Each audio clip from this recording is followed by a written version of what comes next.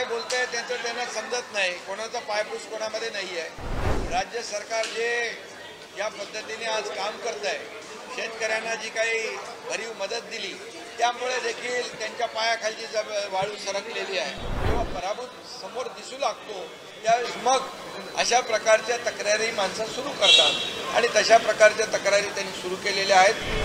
Online न येता प्रत्यक्ष मंत्रालयात आलेले आहे। नशीब ऑनलाईन ने येता पहिल्यांदा आले, प्रत्यक्ष मुख्यमंत्री असताना आले नाहीत, परंतु आता ते आलेत आणि खरं म्हणजे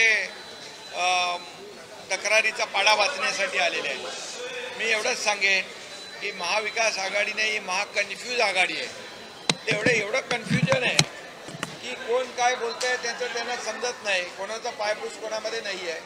त्यामुळे ही महाकन्फ्यूज आघाडी एकत्र आलेली आहे आणि राज्य सरकार जे या पद्धतीने आज काम करत आहे, शेतकऱ्यांना जी काही भरीव मदत दिली त्यामुळे देखील त्यांच्या पायाखालची वाळू सरकलेली आहे। लोकसभा आणि विधानसभेमधला जो काही विजय पाहिला त्यांनी, आता येणाऱ्या स्थानिक स्वराज्य संस्थांमध्ये देखील महायुतीने केलेलं काम, याच्या कामाची पोचपावती जनता दिल्याशिवाय राहणार नाही।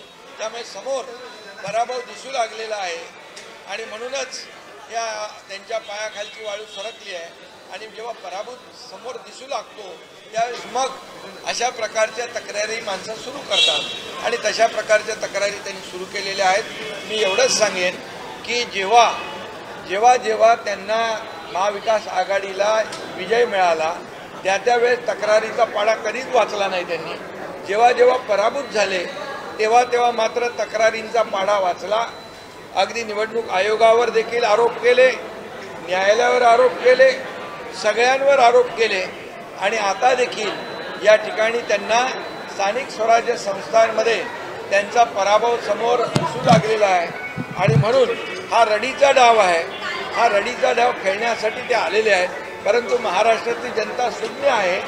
महाराष्ट्रातली जनता काम करणारे, विकास करणारे, लोकाभिमुख कल्याणकारी योजना सुरू करणारे, शेतकऱ्यांच्या पाठीशी उभे राहणारे या सरकारच्या मागे, महायुतीच्या मागे या महाराष्ट्रातली जनता उभी राहील आणि ते किती काही एकत्र आले, काही सगळं झालं तरी सुद्धा महायुती या येणाऱ्या स्थानिक स्वराज्य संस्थांमध्ये प्रचंड यश मिळवेल आणि प्रचंड विजय मिळवेल।